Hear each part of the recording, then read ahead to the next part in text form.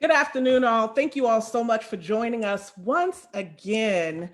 We are back. We didn't take a month off. What we did was the month of September was Hospitality Month, where we hosted watch parties with other organizations who are having great conversations on racial justice. So thank you for being with us again. I am the Reverend Charisma Jean-Marie, and I serve as the Director for Racial Justice Ministries at Scarritt Bennett Center. And this afternoon, I'm so excited to have our teammates, staff and leadership and volunteers from Scarritt Bennett Center as we get active and share our voting stories as we prepare for an election year. And let me go ahead and say tomorrow in Tennessee is the last day to register to vote. So this conversation is an invitation to you and your family members to join us in getting active so that we're all prepared to vote in November. So if you're not registered, we want to encourage you to go ahead and get some information to find out how to register, because tomorrow in Tennessee is the last day to register. Before we get started, there's a statement I'd like to read. Before we get started, there's a statement that I'd like to read on behalf of Scarritt Bennett Racial Justice Ministries. On September 23rd, 2020, we, the public, were informed that there would be no charges brought against the officers involved in the shooting and killing of Breonna Taylor. Instead, justice was brought for the walls of her neighbor in the charge of wanton endangerment against only one officer. The impact of that decision reflects a traumatic reality for Black women. In the words of Malcolm X, the most disrespected person in America is the Black woman. The most unprotected woman in America is the Black woman. The most neglected person in America is the Black woman. Beloved, we hear the cries of Breonna Taylor's family and community in Louisville, Kentucky, whose thirst for justice is unquenched. We stand in full support of the protest against the grand jury's decision, which does not honor this Black woman's life. We also acknowledge the racial trauma that's perpetuated in these reoccurring miscarriages of justice in the Black community. Scarritt Bennett Center is not against police, but we are against police brutality, and we're also against a justice system that consistently fails to justly serve Black, Indigenous people of color. We understand that our work through our racial justice ministries is to center the Black experience and prioritize the healing needed from racial trauma. One of our core values as a center is the empowerment of women. We at Scarritt Bennett Center love Black women. We value and celebrate their being and beauty. We embrace the complexities and variety of how Black women show up in the world. We intentionally participate in the work of healing and wholeness through initiatives like our monthly Salama Circles dedicated specifically for Black women. We prioritize Black women. We believe Black women. We make room for Black women's stories and experiences, and we will not stop saying the name of Breonna Taylor and the many Black women who we as a country have failed. We're dedicated to the work of creating a world where Black women are respected, protected, and cared for. And we invite you to join us as co-conspirators in making this vision a reality. Breonna Taylor, we remember you, and we will continue to fight for that world. Thank you.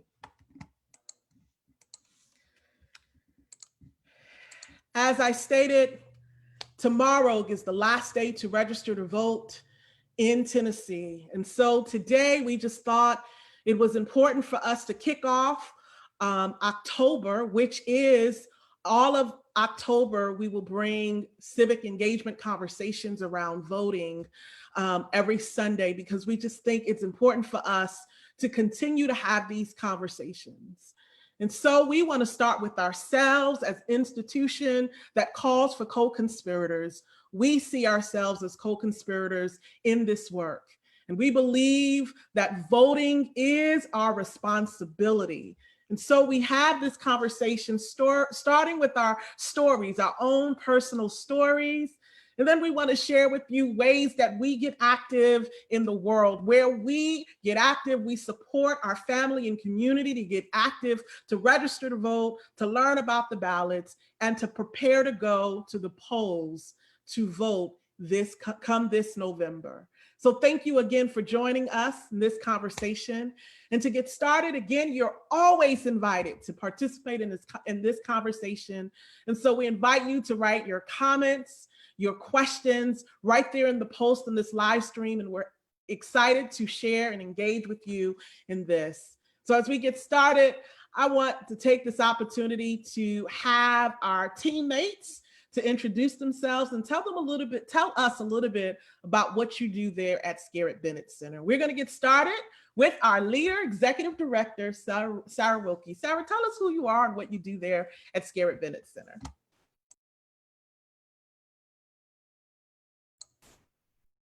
You're on mute. Let me be the first to forget to unmute. I knew that would happen, but somebody had to do it first. Now we'll all be on point. So I'm Sarah Wilkie, and I am so honored and privileged to serve as Executive Director at Scarritt Bennett Center. You know, we all go through various career paths, and I've always said the Lord just keeps opening doors that are mind-boggling.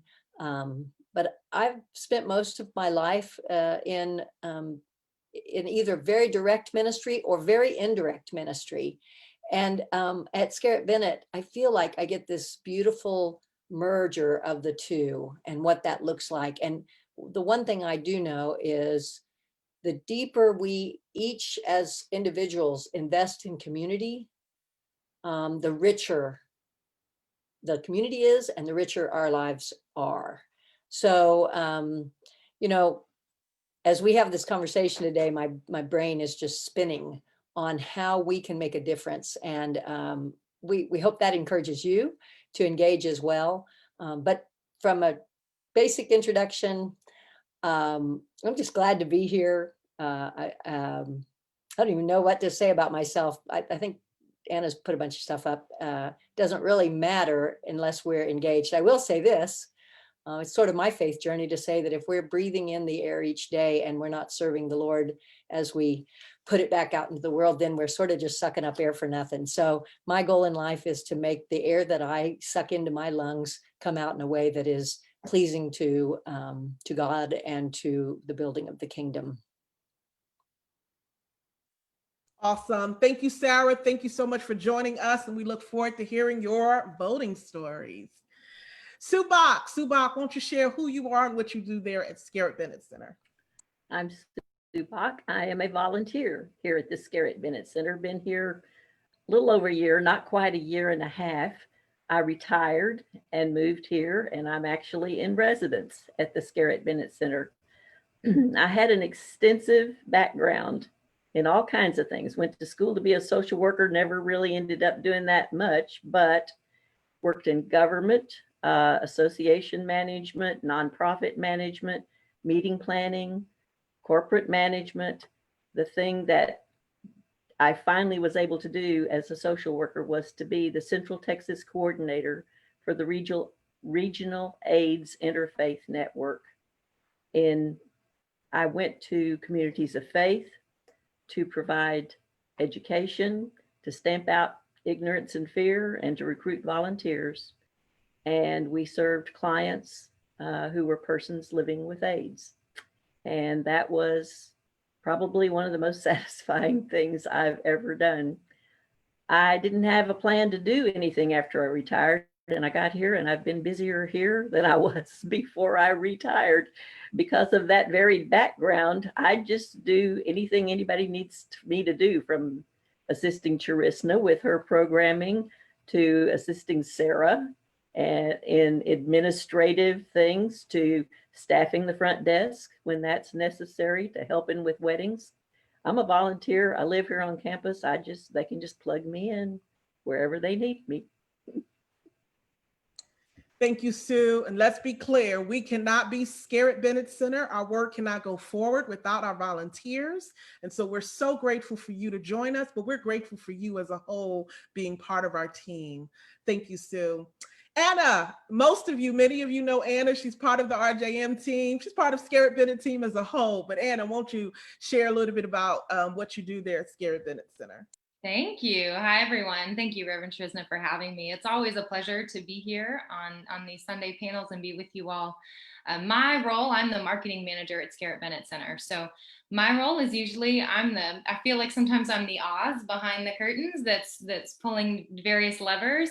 I do everything from our social media to media design and graphic design, to writing and editing, and then of course launching and making sure that the word gets out on all of the programs we do. So I do that everything from racial justice work to our soul work with Joyce Soul. A lot of folks who have been involved with Scarritt Bennett Center for a long time know our programs that come from Joyce as well, with our Vespers and our worship services and interfaith dialogue, and so much more. And then of course I support our sales team and our front desk team and our executive team.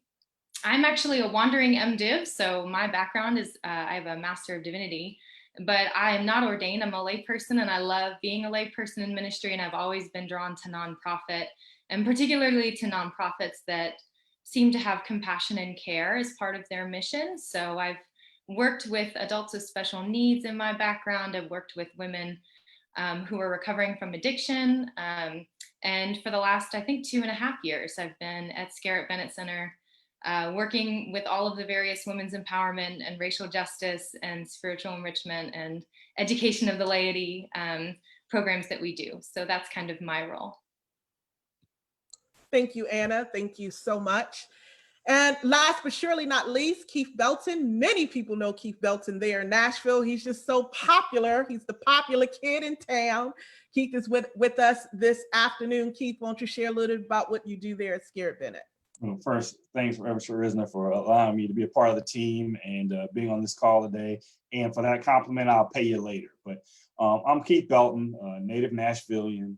I'm the Director of Marketing and Development at Scarritt Bennett Center. So work with Anna on a lot of the programming.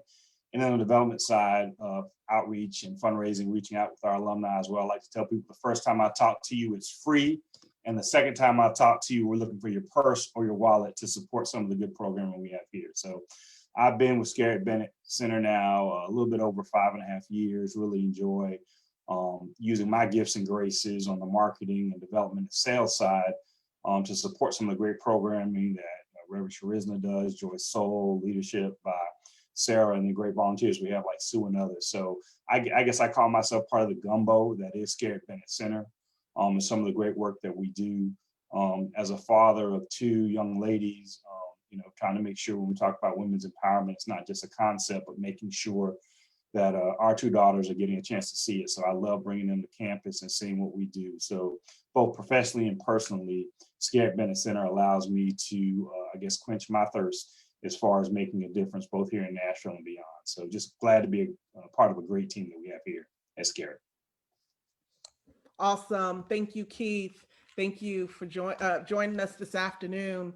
As we get started, many of you know, part of our way at Scarritt Bennett is storytelling. We believe in telling stories because we believe stories connect our humanity. It affirms our humanity, but it also connects us. And that's what we want to do. We want to get started this afternoon just telling our stories, our voting stories. And whenever I think about Election Day, I often have the memory of my mom who worked at night, worked during the day, and my dad worked at night. And so whenever Election Day came, my dad would go voting in the mornings when everybody was in school and at work.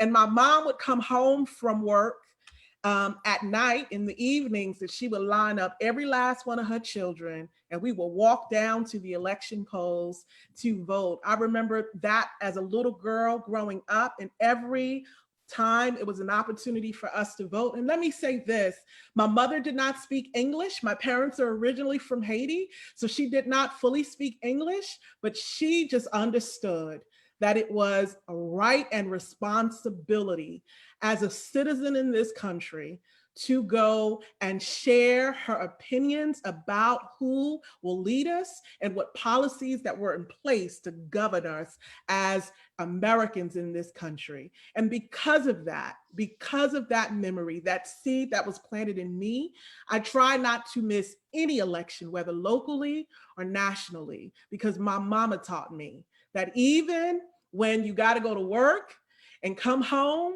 to a house full of children, you line them up and you go vote. That's why, or how important it is to go vote. So I'm grateful for my mom to show us, or to be an example of what it means to be an active citizen in this country. And so as we get started, I want to start with you, Keith. Tell us your voting story. What's your fondest memory of voting, or the first time you went voting, or just tell us about when did you first realize the power in your vote? What's your voting story? Yeah, I think mine honestly comes from my father, and making sure when I was probably 4 or 6, I first remember him, taking me to vote. And my father was a civil rights attorney. So one of the things that he was a lawyer in one of the first integrated law firms in Charlotte, North Carolina, which got bombed because of some of the civil rights work that they did. So he always instilled in me and my younger sister about the power of the vote. And so anytime there was a, kind of like what you talked about, Charisma, anytime there was a vote, my dad was going, whether it was for the librarian or for the president, he was going to vote along with my mom, and we were going along as well. And I always remember getting those tags. And I remember the pride that my dad had. It must have been, I think, 86. It was a local election because that wasn't a presidential year, but Dad making sure, I think I was probably a junior senior in high school, and me going with him, and it was like, it's almost like for him it was like Christmas. It was like my son is now old enough to vote, and so just being able to be a part of that. And then I got a chance to do that same thing, must be I guess 4 years ago, when my oldest daughter got a chance to vote. So to me, I want to do the same thing, and just all the poll workers, when I walked in there with my daughter and said it was her first time, it was like that same pride I'm assuming my dad had with me. And just knowing the work that my dad's generation did and the sacrifices they made, I don't miss a vote.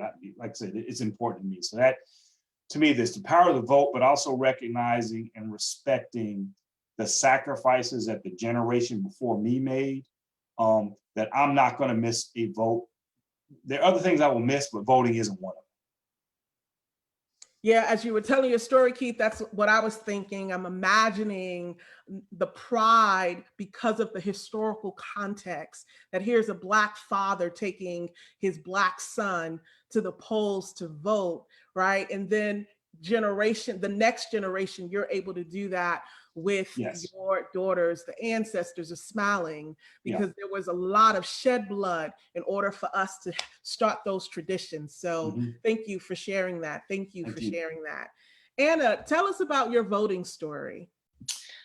Yeah, so I don't have a lot of memories when I was younger of my parents voting. I do recall that my mom took me once, and they would talk about voting every now and again, but not a lot. It wasn't kind of something that was on the radar for me as a child. I'd say probably the first time I even really remember an election was the 2000 election, where the Florida ballot held up the world because I was from Florida. So we got a lot of phone calls from cousins teasing us. But as a voter, probably the most impactful voting experience I had that really kind of solidified how important it was to me to be a voter was when I was in college.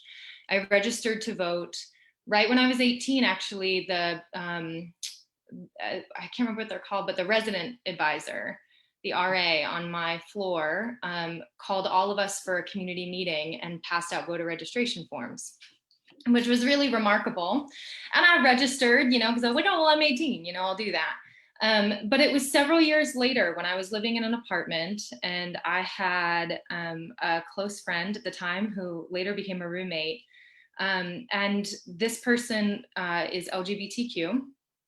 And there was a local election happening. There was it was a state level election that was happening. And I tried looking this up because I knew I was going to tell this story at some point. And so I thought, oh, what was this referendum? Like, what was this? And I can't remember what it was, and I couldn't find it. But there was a referendum that was on the ballot. And it seemed to be a referendum that was about safety of Florida families and safety of children. But the way that the language was worded, really what it did was restrict LGBTQ people in parenting. And I can't remember if it had to do with guardianship or adoption, but it was something along those lines. And I was very close with this friend, and he was one of the first people that was LGBTQ that I was in a close relationship with. And I remember having conversations not only about why it was so important to him, and I also knew just from seeing him interacting with my baby nieces at the time, and also with, he had some younger siblings, that he will be the best dad. I mean, he will just be an amazing parent when that day comes, if that day comes. And I remember thinking, this doesn't affect me if it goes through, and it doesn't affect me if it's defeated, but it affects him if it goes through. And I remember thinking, I have to vote for that. Like I have to vote against it, I think was the way it was, that I had to vote against this because it didn't matter. It didn't change anything about my life, but it had a massive impact on the life of someone that I loved. And so I remember voting for that, and I remember proudly telling him, like, I voted against this, and I want you to know I went to the polls, and I don't think I'd ever done a local election.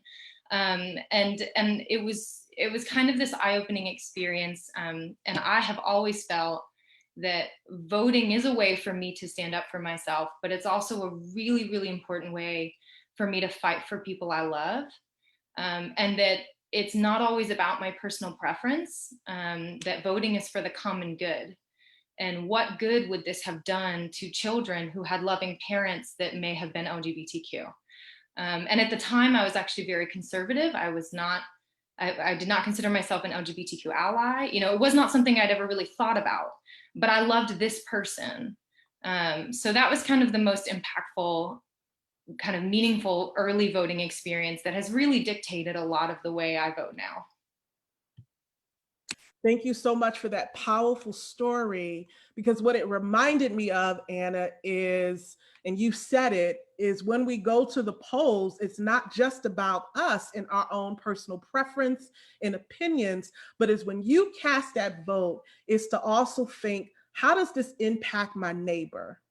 Not just my neighbor in terms of who I love, the people who are my immediate, right, community, who I love, who I'm in relationship with, but I'll say it in this language, my tradition, my religious tradition, in that, how does this impact the least of these, right? These are the people who I might not know their name or their story. I'm not in relationship with them, but their social, right, location, right? How does this impact the poor, right? How does this impact LGBTQIA, like you said? How does this impact this decision that I make today in casting this ballot? How does this impact the least of these, the folks who I might not know their name, but right now have the power to impact their lives? So thank you so much for that story, Anna. And we'll get a little bit more on kind of how to register to vote and also the ballot. But thank you. What a powerful story. Subak, tell us your voting story. What's one of the fondest memories you have, or a story you want to share with us in terms of when you realized that voting was a powerful tool to shed your voice in the ways in which we govern this country? Well, I have to say one of my earliest memories is my daddy, who was a newspaper man, waking me up to tell me that Eisenhower had won re-election. That made me 11 years old. I'm old, y'all. And part of the reason I'm telling that story is because one of the things that my parents taught me was to learn about the candidate, understand what the candidate was about rather than the party. And so years later, my dad and I went to a McGovern rally together. I mean, we were checking things out. So I was trained early on to be an educated person about voting. My mother we lived across the street from the elementary school, so mother was a poll worker.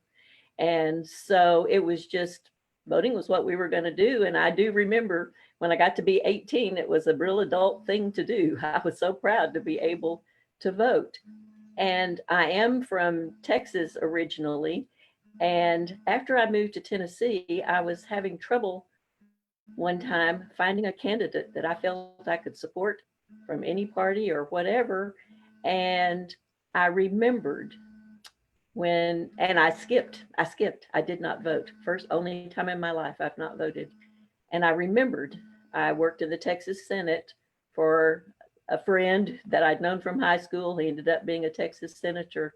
And one of the things that he did was to continually bring stories, not only to us as his staff, but to his constituents about the times that a single vote made a difference and made all the difference. And I remembered those stories and I felt really ashamed and chagrined.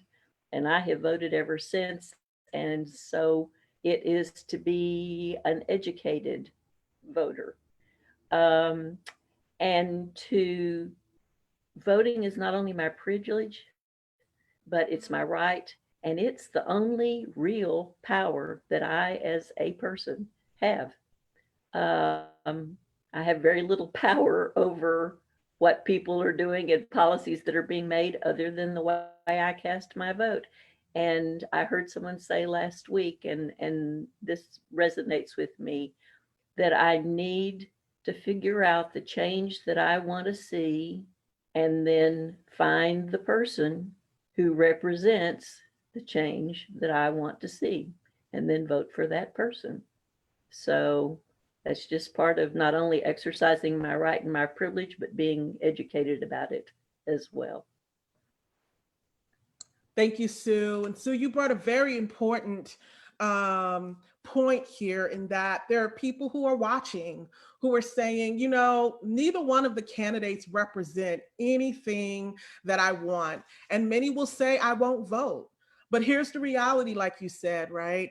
One vote makes a difference. And so it is important for us to know that there's never a time where a candidate will support or their platform will represent everything that you want. There is no perfect candidate. There's no such thing. And there is no perfect party. The most important thing you need to know is that your vote matters and it makes a difference. And when you are at that crossroads where you don't know if either parties represent what you want to see in the world, then you begin to say, who's the closest and who's the most flexible? Who's the most convincing? What party, what candidate, right? What policy, right, is the most flexible in terms of there is a possibility with this party or this candidate or this choice where I possibly can get, right, to where I want to go in terms of what I want to see in the world. And so it's very important for our viewers to know and understand that there'll never be a time where you'll find a perfect candidate, but you're still responsible to cast your vote. So then you begin to have conversations, not just with yourself, and I would challenge you to have conversations with people who do not think like you, who possibly will not vote like you, so that you're having a broader conversation, a broader view about how to vote. So thank you, Sue, for reminding us about that particular point. And lastly, but surely not least, Scarritt, tell us a little bit about your voting story.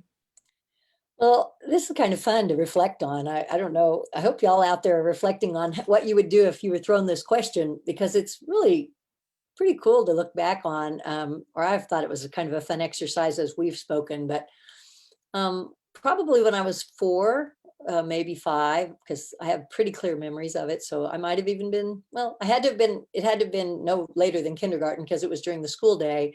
I'm the youngest of 4. So it was a really big deal that my siblings went off to school, and I got to walk hand in hand with both my parents, the 5 or 6 blocks to the fire station where they voted in Salina, Kansas. And I remember that so profoundly. I don't know what I know nothing about it, except it was a really big deal. I will tell you that my parents almost always went as a couple to vote. I think my dad was a preacher, so his schedule was flexible enough that, and I'm sure, I fear that with 4 children, that may have been their only date they had. I'm not sure, but I got to go that time, and it had a powerful impact on me of the import that they put on that. My story goes on. I kind of want to share. I think we have time to kind of go ahead and highlight some of the milestones in our lives, and I want to go ahead and put these out there for those of you who are kind of thinking through, I'm just starting my story, or I've got a long story too, or some of you may resonate with some of these moments along the line. I think just the importance of not just that vote in a presidential election, but in high school, I worked on a senatorial campaign in Kansas with a friend. My best friend's mom and dad were real active in the campaign of a candidate. And so we were stuffing envelopes, and I think we even worked the phone polls. We were probably 13 or 14, and we just, dialed and read the script and got hung up on, or didn't.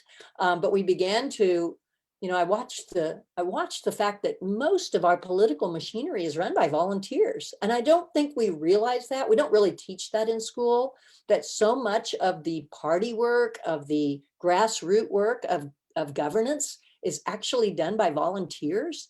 I think we all think that those are those government workers we're paying. They're not. They're people like you and me that are out there trying to figure this out. I also know that once a candidate is elected, whether it's the candidate you voted for or not, you still have to influence every vote they take after they're in office. So whether it's the school board and you engage in the life of your local community school board, or your metro council, or your city council, your mayor's office, as citizens, it's not just once every 4 years we get to make our statement. We actually can talk to our governing officials. Now, some of them try to get pretty distant, but you know what? They have staff that read our mail as we write letters, as we text, as we make phone calls. And so that's the part that was a real eye opener for me. My sister and I moved to Texas after living in Kansas our whole lives. And we thought, well, how will we meet other people? How do we meet other people from Kansas? Because it'd be fun to know some other people from Kansas. And we were both, in our 20s. So maybe potential dates. We might have had that on our mind. I'll be honest. She and I laughed about that this week, my sister and I. And we found ourselves working in a political campaign and getting involved in precinct politics.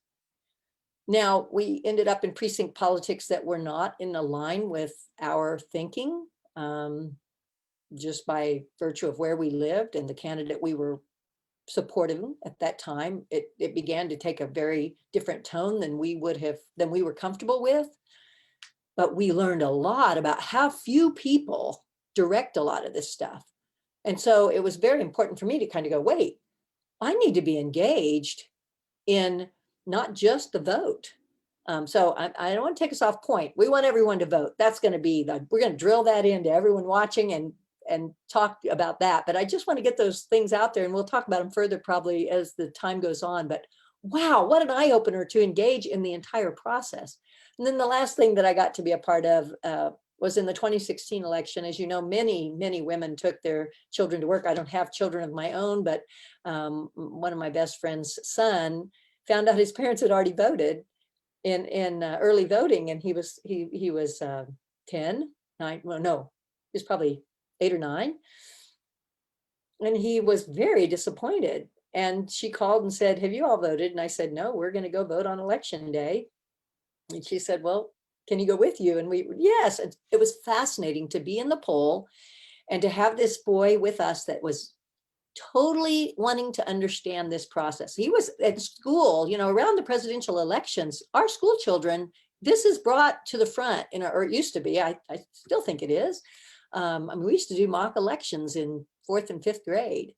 And so he was very into it. And I looked around the polling place, and there were children all over the place. And I was so honored to have this boy that I adore with us in that voting booth. And I just think, oh, world, come on, US, we can do this really well. This is important stuff. And the stories that come out of having voted with a parent are powerful and profound. And so I think that's my story. I think, Shrishna, you wanted me to speak to this as well. Do you want me to tell the part about the absentee ballot now, or you want me to go ahead? You're on mute, so I'm not quite We'll do that in the next segment. Okay, then Yeah. you've heard enough from me, but this is awesome. Awesome. I love the story you told about your parents going on a date. And voting, going to vote was a date. I mean, just creative ways. But I also appreciate you reminding us, particularly this year, Equity Alliance, a local civic organization here in Nashville, is pushing that voting is a family affair.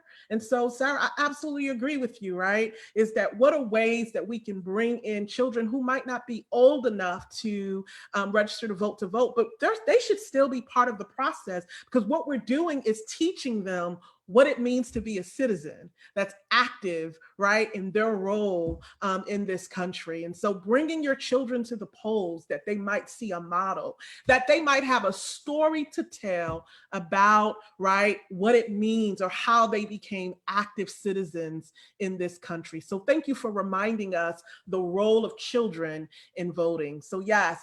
So much to talk about. I want to turn the conversation to this idea of how to get active. You know, the theme of this conversation this afternoon is SBC, Scarritt Bennett Center, is getting active. And so how are you all getting active this election season? I registered to vote. I moved to Nashville last year, back to Nashville last year. And one of the first things that I did was change my license so that I can register to vote. And I'm registered to vote. I've been registered to vote since last year. And one of the things that I did this year was check my status so that I can know that I'm still registered to vote, so that when I go vote, that I won't have issues. And how did I check my status? Honestly, there's so many ways you can check your status, but one of the ways is voter.org. Vote.org is a government website where you can go and you can check your status to make sure that you're registered to vote. Because if you've registered before and you have not been active, what happens is they turn your registration around, and if you have not been active for years, you might have to reactivate your registration by registering again to vote. So every election season, I make sure I check my status to make sure that I'm registered to vote, that I'm eligible to vote in the city that I live in. So very active about that. One of the organizations that I follow is Equity Alliance. I mentioned Equity Alliance. I love Equity Alliance because I trust their information. Why? Because they're local, one, they're tangible. I know them. I trust their work. And they have done a lot of great work. They're out there. They were in Memphis yesterday registering people to vote this weekend. They had a great panel discussion that I followed on their page, right? So for me, because they are local and I know some of the people, right? So for me, they're tangible. Equity Alliance is an organization that I make sure that I check their information. One of the things that I love about Equity Alliance website is Equity Alliance website is easy to follow. It's easy to read, right? A lot of how-tos. They have information about what's on the ballot, who's on the ballot. They have information about how to register to vote, where to register to vote, early voting polls. So organizations like Equity Alliance here in Nashville is an organization I want to recommend for those who are watching. If you're looking for resources, I trust Equity Alliance because of their local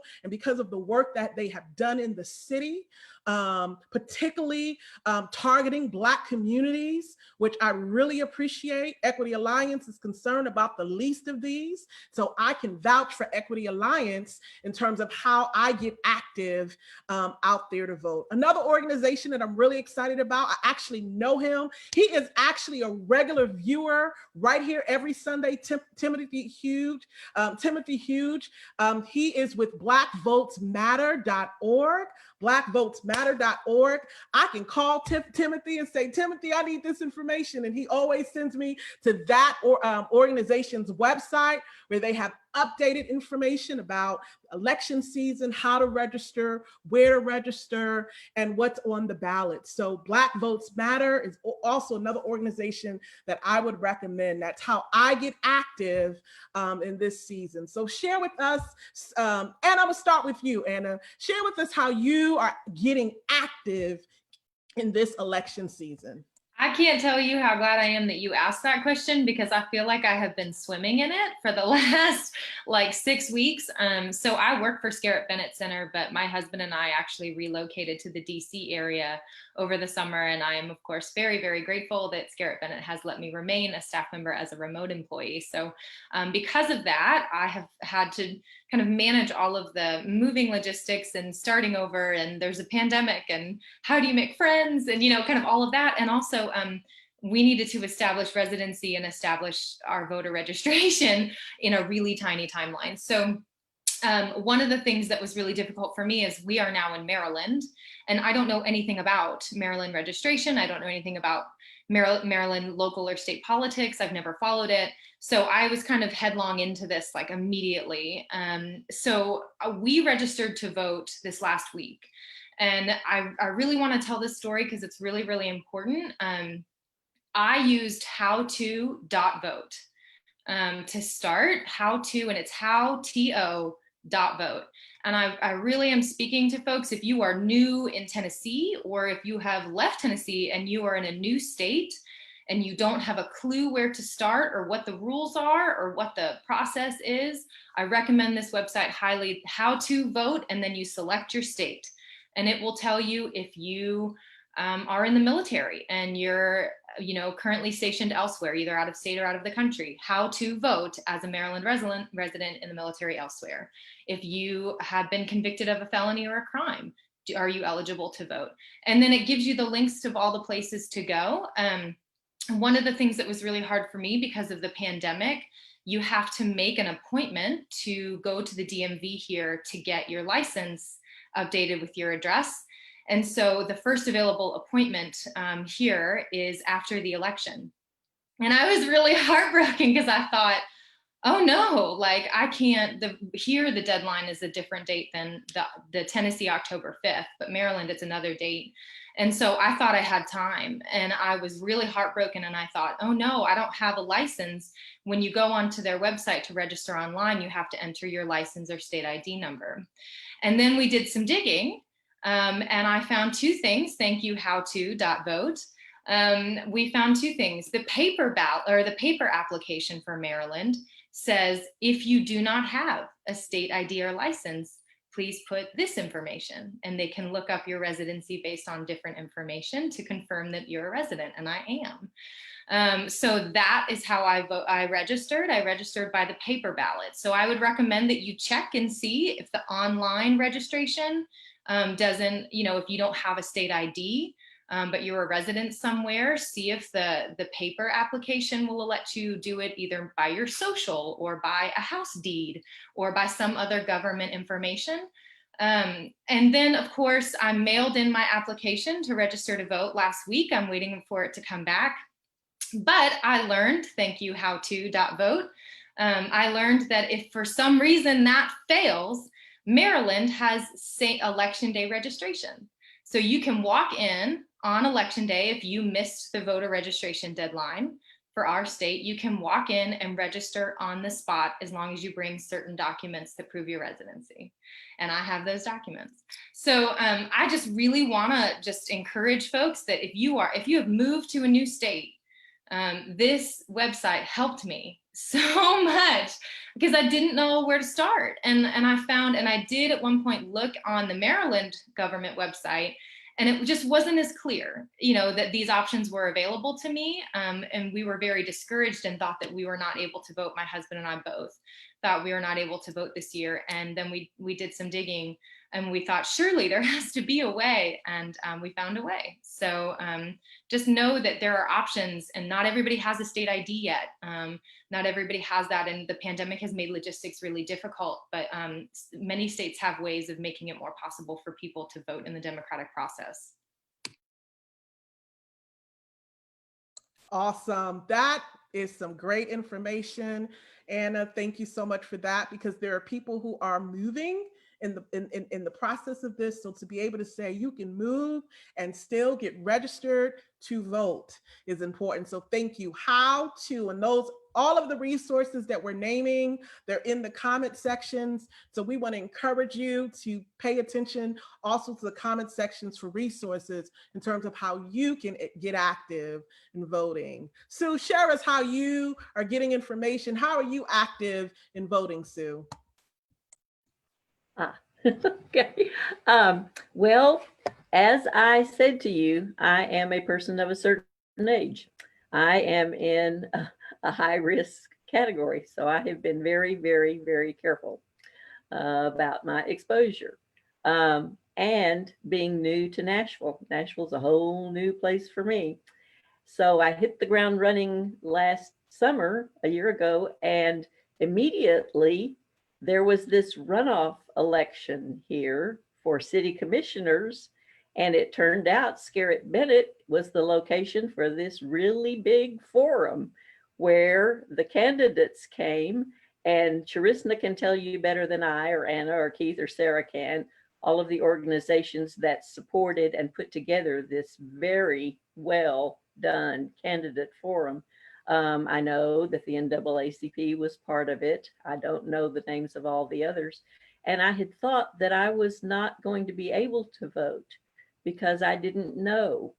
And attending that and then beginning to research each of those candidates once I'd heard them speak allowed me to vote for the first time in Nashville in that runoff election.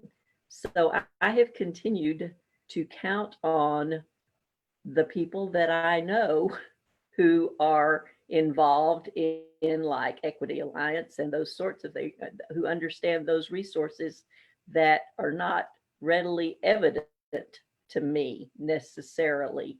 However, I'm a library person. I built a library in Gatlinburg, and I'm here to tell you, if you want to learn something, just go to your library website and it will point you in the right direction, and you can learn what you need to know. And I think it's important also that if there are knowledgeable people whom you trust, have some discussions with them, and then check out what they say, just to see if what they're telling you really holds any water at all. Check your sources, and compare it to what you're hearing from other sources. And there are any numbers of ways to do that are reliable and dependable. I'm still trying to figure out what I can do personally. I considered volunteering to be a poll worker, but I think I can't do that. I really think I cannot do that. So as a volunteer, I'm here to support all the people who are doing all of this outreach and good work. Sue, can I just jump in and say how grateful I am that you mentioned poll worker, because when I was registering to vote, the application asked me if I wanted to be a poll worker. Mm-hmm. And so I would encourage folks too, if you're registering to vote, to check and see, because I'm thinking about being a poll worker. And so check and see if your voter registration form, like that application, has it on there. because you might be able to feed two birds with one stone, as they say. And we'll talk a little bit more about how the institution as a whole will be volunteering. But thank you, Sue, so much for sharing. Listen, this is an intergenerational conversation, and we want to be able to speak to the elderly community, those who are high risk and who might not be technology savvy, right?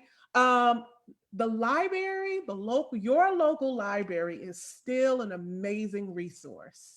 Is still, and sometimes I think we forget that, particularly in a technology era. We forget how, growing up, Saturday mornings would be the trip to the library, right? And so we forget about that particular resource. So let me thank you, Sue, for reminding particularly the elderly community, right?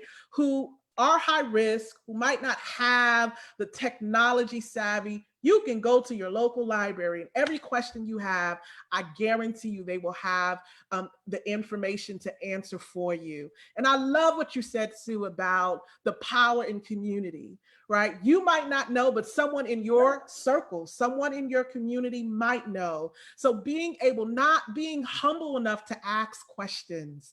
And I don't think that has anything to do with age. I think all ages can do that, right? So having conversations with your friends and family about the election is so important. I know growing up, we used to say, you don't talk publicly about politics, but let me say, beloved, we can't afford not to talk about politics, okay? Particularly in an election year. And so I want to follow Sue Bach's lead to say, for those of you who might not know what's going on, who have a lot of questions, I want to encourage you to use your community. There's someone in your community I can bet, family, friends, a distant cousin, someone pick up the phone and call them. The power in community. Thank you, Sue, for reminding us also about that library. And I will say, I prefer to be referred to as the older generation rather than elderly.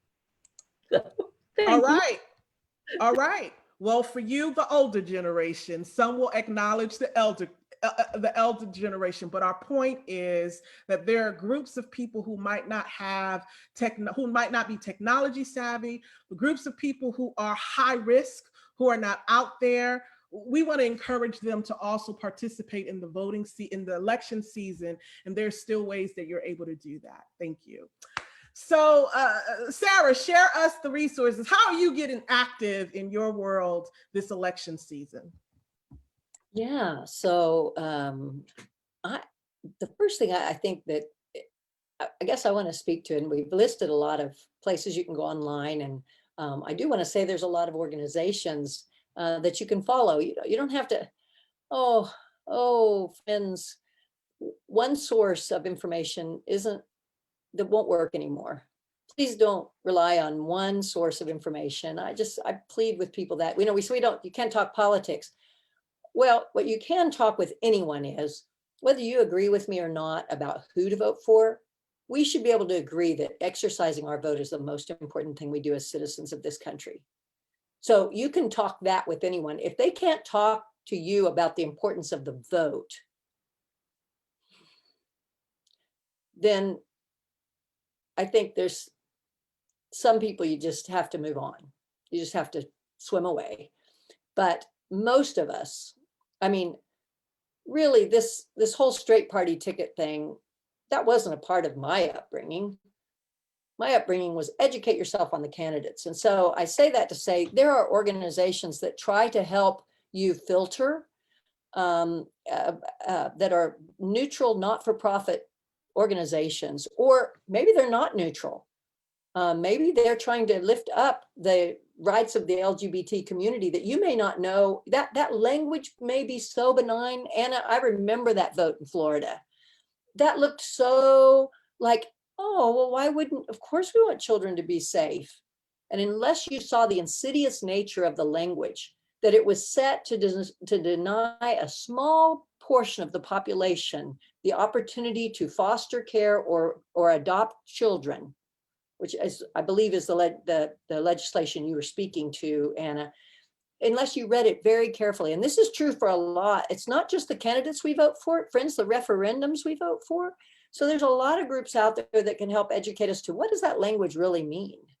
And And why did we, the other question is to ask, why are we writing that language? Who wrote this and why are we writing it? Do we need another law? Perhaps we do. Sometimes we need laws to protect people. We need laws. We act like, well, everybody's protected. You know what? If we haven't figured out by now that everyone isn't protected, Sharizna, will you read your opening statement again? Friends, everyone is not protected. And we blithely, particularly those of us with privilege, blithely vote on things. Oh, well, sure, that doesn't look like it could hurt anyone.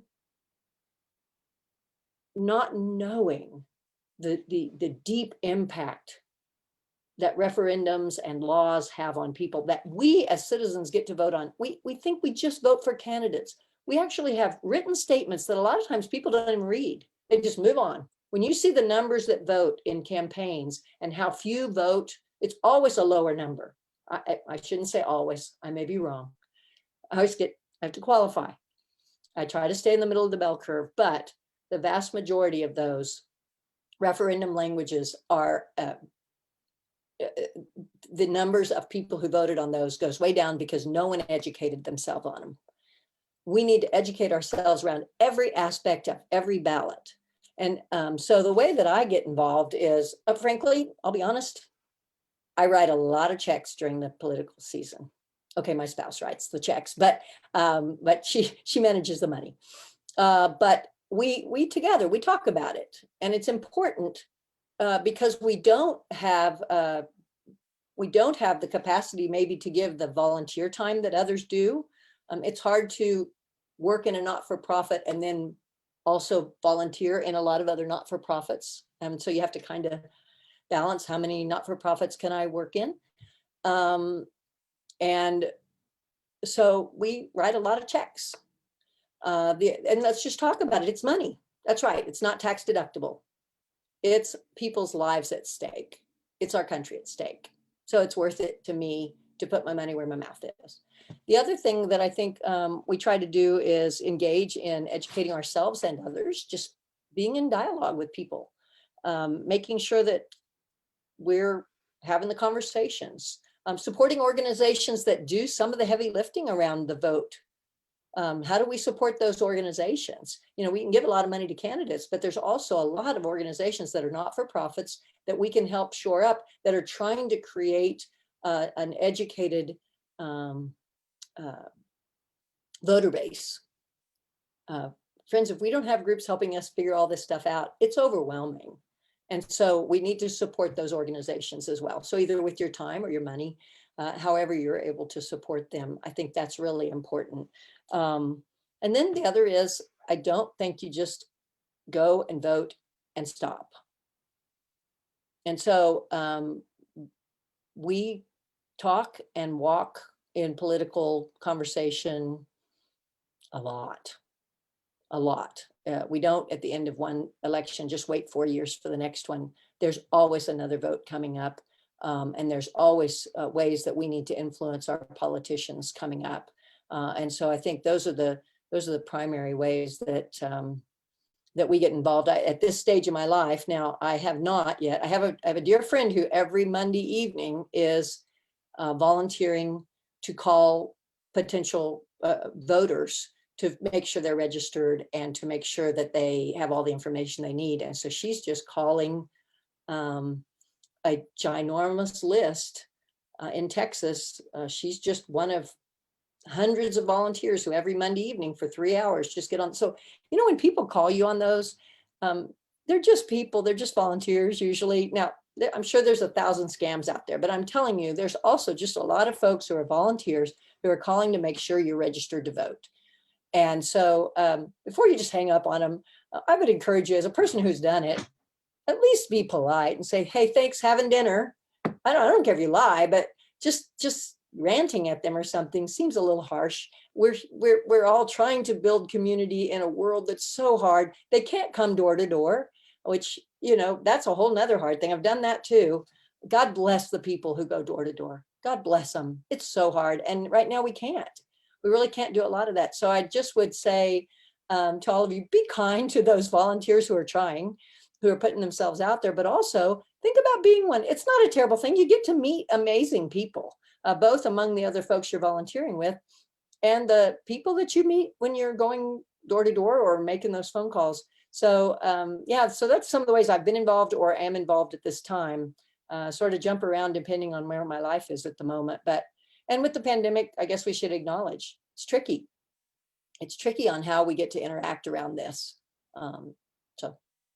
Yeah, thank you, Sarah. Thank you for reminding us that there are many ways that you can get active in this election season. And so perhaps you're not in a position to physically volunteer, but you can financially support a candidate or an issue. We want to encourage you to do that. We want to encourage you to do that. And one of the things that you said, Sarah, that is so important, I can count the many times I've gone to the poll, because for me, I was more concerned about the candidate. And I had no idea of a referendum that was on the ballot locally, an issue that was happening locally right here in my city. And the language was just so beyond my understanding. And I blindly said yes and no just to get, and had no idea what that meant and how the impact it had right in my community. And so I want to encourage you, thank you for reminding us, do not just be educated about the candidates. You want to be educated about what's happening locally in your city, your state as well. And you want to educate yourself about everything that will be on the ballot. And so these organizations will also have information about the ballot. So it's not just checking your status or registering to vote. It's also educating yourself about what's on the ballot nationally and locally. Those local elections, y'all, are so important. Those local elections, y'all, are so important. And so thank you, Sarah, for reminding us that it is so important for us to be well knowledged about what's on the ballot. That's how we're getting active this election season. Lastly, Keith, come on and share with us how you get active this election season. Yes. For me, it's getting active through my fraternity. So I'm a member of Alpha Phi Alpha Fraternity Incorporated. Pledged back when I was a college student, but the program we've had since well before I pledged is a voteless people is a hopeless people. So one of the things that we do from a standpoint of getting out in the community is you'll see us at a Kroger, you may see us at a Publix, you may see us at a public library, just giving out and handing out both voter guides as well as registering people to vote. And then also, again, because we range from, and I use Susan's example, our fraternity ranges from people from 18 to 78. How do we make sure we communicate among our fraternity brothers? What help do they need, whether it be getting to the polls, whether it be helping, like one of the things I did was help put together some of our marketing materials. So using some of my skill sets, while I may not necessarily sit there at a Kroger on a Saturday, when a flyer needs to be made or information needs to get out through our e-blast, going in that way. So, I think sometimes people think the fraternities are just something that, you stop at 20, but I've been active with my fraternity now for 30 years. And it's because of the engagement we still have a chance to do, especially as African-American men in the community. This is one of those key ways to do that, because every election is important. But making sure that, people can't, get to where they need to get to, it's going that way, and then finding out about the information like vote.org or vote.usa.gov and sharing that information with individuals, so that whether or not they have the time to sit there with us at a Kroger or they need to do it on their own, we give them that information to help them get registered to vote. We're non-political. We don't, which parties that you consider or what referendums you want. We just want you to be a part of that, voting and being a part of the decision making that goes on locally, regionally, or nationally. Awesome. I didn't hear you say what your fraternity was. Come on and give your fraternity a shout out. No, absolutely. Alpha Phi Alpha Fraternity Incorporated, the first African-American fraternity, in case people were wondering, for some of my friends out there that may be members of some of the other, good organizations out there as well. Awesome. Thank you for reminding us why it's important to get active in our community, to volunteer with organizations. And for some of you, it might be a sorority or fraternity. For others of you, it might be the YMCA, whatever, however you can volunteer. And like we said, COVID is tricky. It's tricky right now, but there are organizations that are doing phone banks. And so I appreciate, Sarah, you reminding us to be hospitable when our phone is rung, right? And when we're getting texts, I'm getting a whole lot of text messages. But part of, I think, the amount of calls and text messages we're getting is really speaking to the urgency of the right now moment. The right now moment. So perhaps let me invite you, the next time you get a text message or a call, let me invite you to be reminded that there's an urgency right now in this moment, in this election season. And that's why you're getting the call. That's why you're getting the text. And for those of you who are trying to figure out, how do I contribute to this moment? Volunteer. Get active by volunteering. And if you cannot physically go out because of COVID, and listen, we're still in a pandemic. Wear your mask.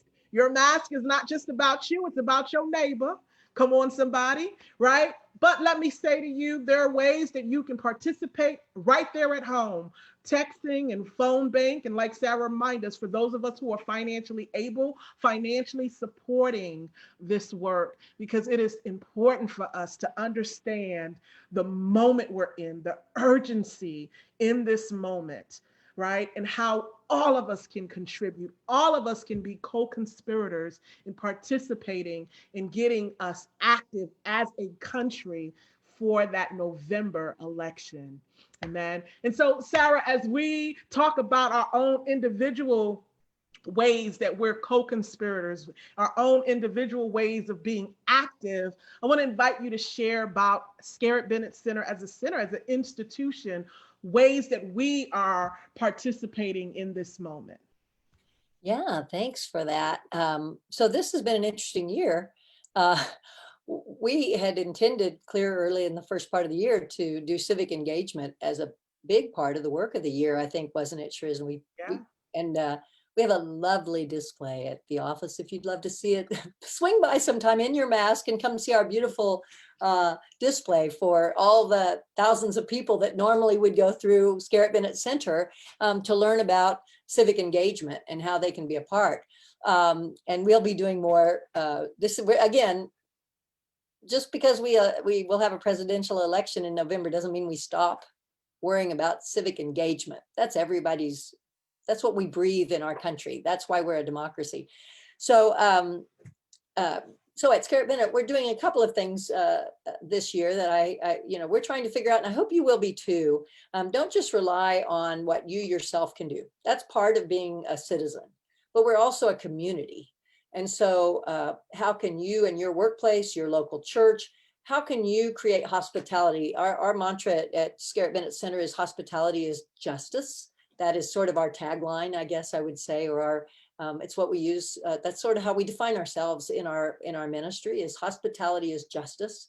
And how do we create radical hospitality?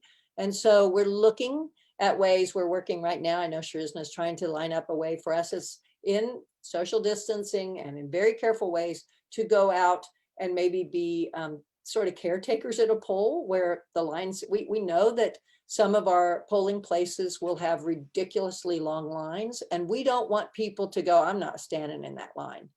So I don't know what we're able to do in Nashville. It's very much an outdoor music city. And so pretty much the first thing we bought when we moved there were camp chairs. And I'm tempted to just take all our camp chairs and go to a polling place and set them out for people who are getting tired in line. Well, have a seat, how do we help people do that? The other is, to be honest, we're in COVID, and Scarritt Bennett Center does not have the level of people coming through our center that we usually do. And a lot of us have a little extra time. I'll just be honest, we're not running at 100% capacity. Now, some like the people on this call, this team is working their fannies off virtually, but there are some of us who don't have that pace. And so one of the things we're doing is we're making it possible for any employee that can be selected to be a poll worker to please do that, and to be able to do that on company time. I know you get paid to be a poll worker, and it's well and good. You're not going to get rich being a poll worker, but it does pay something. But we know that we need poll workers. So we have several of our employees who feel safe enough that they can protect themselves and volunteer at the polls. And I think there are ways to do that safely if you are not in a high-risk population. The other thing that I think we're doing at Scarritt Bennett is we are talking it a lot. We are trying to have these weekly events, and Sharizna will speak more to those. Just really pushing our staff out there and educating ourselves as a team to not just go to the polls by ourselves. Make sure you're taking your friends, your family, and remember now in Nashville, in Tennessee, early voting begins on October the 14th. So I'm saying to our staff, please go on October the 14th. If you're voting in person, go stand in line on the 14th and take that time from work. If you can't get in on the 14th, go on the 15th. I mean, just get in the line and stay there. Take your own camp chair, take your backpack with your lunch, and stand there until you get to vote. I don't know if the lines are going to be like that or not, but I'm going fully prepared to stand in line. I'm telling our folks to do the same. We're not going to give up our opportunity to vote just because we have a reduction in polling places or whatever. So that's kind of where we are, Sharizna, and I may have forgotten some stuff, but we're not a big staff, by the way, folks. If you're watching, or if you ever watch this and you go, oh, but we're just a staff of 5 at our local church, or my business is small. We're a small staff. Even with our volunteers, we have about 18 people. Still, every vote counts, and every act of kindness and hospitality counts. So let's leverage that. Yeah, awesome. Thank you. We're not a big staff, but we have a big heart. And that's what matters. So thank you, Sarah, for reminding us. You know, for us, it was important that we as an institution function as a co-conspirator. So I hope you heard what Sarah said. For the executive leader that's watching, the CEO, the president that's watching, there is a way for your church, your institution, your organization to participate as an organization, as a group, as a community. And so the idea that our employees have the opportunity to serve as poll workers on election day during work hours, we are a co-conspirator as an institution. And so we want to make sure that we as an institution is also contributing. The idea that, you know, the executive director is saying, listen, take the time to go vote, and early vote, the conversation around early vote. So go on the 14th, the 15th, take that time, take that morning time, and not go to Starbucks, but go to the polls and go vote, so that you already are in position on election day to support that work is important. So I hope you hear that, not just as individuals, but as a community, that we are taking on the co-conspirator role this election season to contribute, to provide hospitality, right? The other thing that I want you to be aware of, all of October is dedicated to civic engagement. And so we have posted, Anna posted this weekend, all of the conversations, the panel conversations that we'll be leading all month. Next week, I'm excited about Phi Sigma. You talk about, Keith, you talked about fraternities. We're having a conversation with Phi Sigma Betas who will come on to honor John Lewis and to talk about how Phi Sigma Beta is getting into good trouble in terms of voting. All month long, our panel discussions is surrounded around civic engagement, because this conversation is so important for us.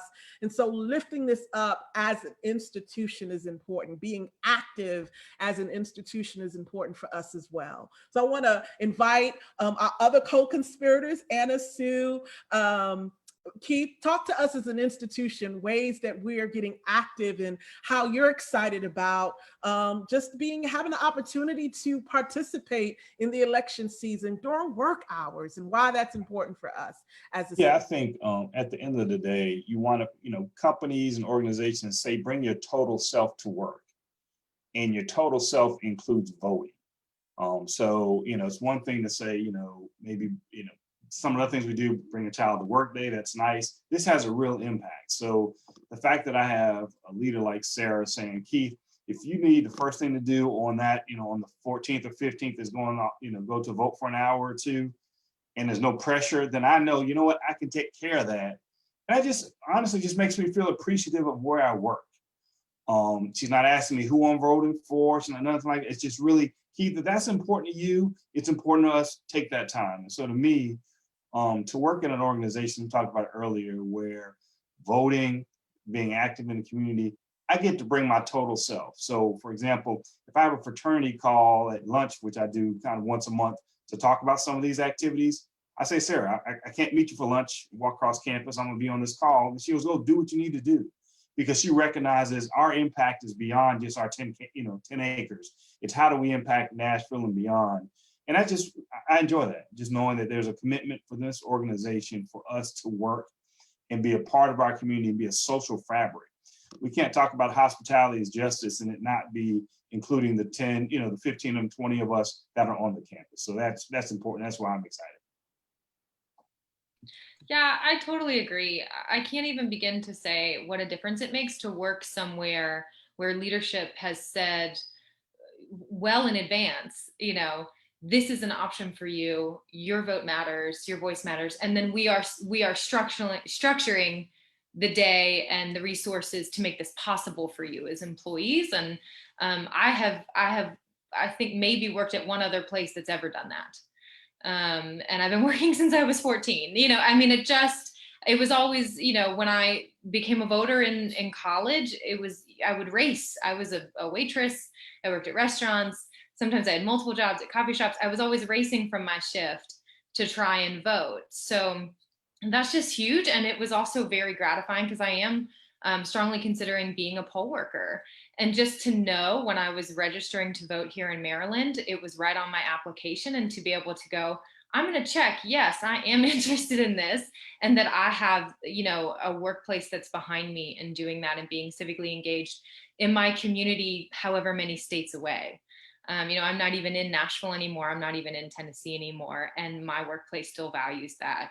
I think also just being in the marketing side of things, it is so much fun to be able to, I can't tell you how much I have learned about what's going on in Nashville, what's going on in the state of Tennessee, what's going on nationally by being involved with the panels that we do on Sundays, by the resources that we share on our social media, just by being able to be a team member from the marketing side. I have colleagues that will send me things, resources for us to share on our Twitter and say, did you see this about voting and information?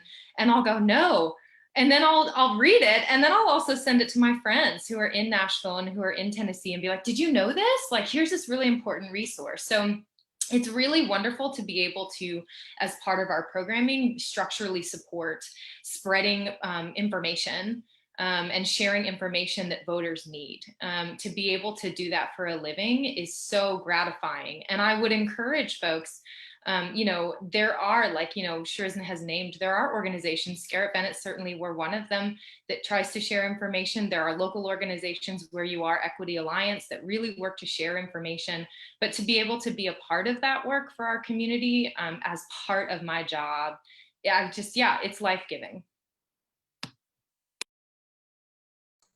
Well, thank you. And again, I want to remind you all month long, every Sunday at 2 p.m. Central, all month this month, we'll be talking civic engagement. I'm excited about next week. Next week, we're excited to have Phi Beta Sigma. I think I said their name incorrectly earlier, so I'm correcting it. Phi Beta Sigma, who will join us to honor their beloved brother, John Lewis, and also talk about voting and ways to get active. So all month long, we'll be having this conversation. So please join us every Sunday at 2 p.m. Central as we go live to talk. Thank you all so much for teammates for being with us to share your stories, to talk about ways you're getting active, and to talk about ways that we as a center is getting active. Again, it is important for us individually to be co-conspirators, but it's also important for us as an institution to be a co-conspirator, and what it means to go out, like you said, Keith, out of our 10 acres to make an impact into our surrounding community. So grateful to just be at a place that allows for us to do that freely, because it's part of our DNA. Hospitality is justice. So I'm so grateful for that. So as we close, I'm just going to turn it back over to you all for you to share one last time what, for the viewer who has not registered to vote, who's not motivated to vote, what would you share? Keith, I'm gonna start with you. For the viewer who's watching us and they have not registered, they have not checked their status, they have no plans to vote, what would you share to them in terms of why it's important for them to get active? Right. Let's start with I think it's important to be active because after November 3rd, you can't complain if you weren't participating in a part of the process. Each vote is important. I think Anna highlighted that earlier. One vote can make a difference. And so consider those things like vote.org and others. I know, for example, the last 2 months as my daughter moved to a new city in the Midwest, I kept bugging her. She would call me and want to talk about other things. I bugged her until she was registered to vote. So, we need to do that to continue to share that information. So whether it's a family member like my daughter, or for somebody in the community like I'm outreaching with my fraternity, get active. Not only get active, but vote. You're going to make a difference. And it's important that you get that chance to have your voice heard. Awesome. Thank you, Keith, for your final words. Sue Bach, share with us your final word for the person who's watching, who's not been active, who feels they want to be active, but they can't get active because of COVID, and they just kind of feel like they've lost. Share with us, would you share just a word of encouragement for them and also talk about the importance of why it's important for them to be active in this season in spite of the COVID-19? I became aware belatedly. I've told you I'm old, but it's been a while since I became aware that my dissatisfaction with what's going on, say in DC or at any higher level, will only change when we've sent different people up there. If that's why in November, there are going to be more things on the ballot than just the presidential election. And if the folks who are there now worked their way up, they may have started at school board or city commission or who knows what, state senator, state rep, they moved on up. And if we want change, as I said earlier, think about the change you want to see, and then find the people who represent that change and then vote for them. And there are going to be a lot of them on the ballot. And if you don't vote, you've lost your power. You've lost your ability to have any change at all occur that you can take some credit for. Awesome. Thank you, Subak, for that. Anna, for the busy person moving in the midst of all the busyness of the world, come on and share with them a word of encouragement in terms of why it's important for them to pause in the midst of their busyness to get active in this election season. So I think I want to encourage everyone to remember that everybody who has ever been president of the United States or has been in a high official, most of them at least started in local politics. So, people have been mayors, or they were junior senators, or they were a local judge, or don't undervalue the power of a local election. Don't forget about what's on the ballot locally. I just really encourage folks, if you are not sure about voting or how it affects your everyday life, or if Washington, D.C. feels really far away from the life that you're living, start with who your district representative is. Is that vote on the ballot? Who are your local judges? Is that vote on the ballot? So who's up for mayor? Is that school board? Those are folks that a lot of times they'll move up to state level and some to national level. And so I think it's really important for you if you feel unsure about those kind of higher level things, start with your neighborhood and start with your city and start with your district. But it matters, and it makes a difference in whether or not that bumpy road gets fixed that's tearing up your car. And it matters with how schools are built or not built in neighborhoods that need them, or whether or not you finally get that grocery store in your zip code.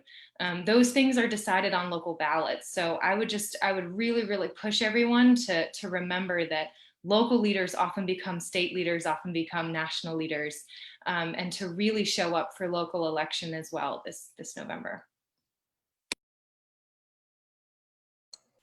Thank you. And Sarah, I have a specific point for you to make here.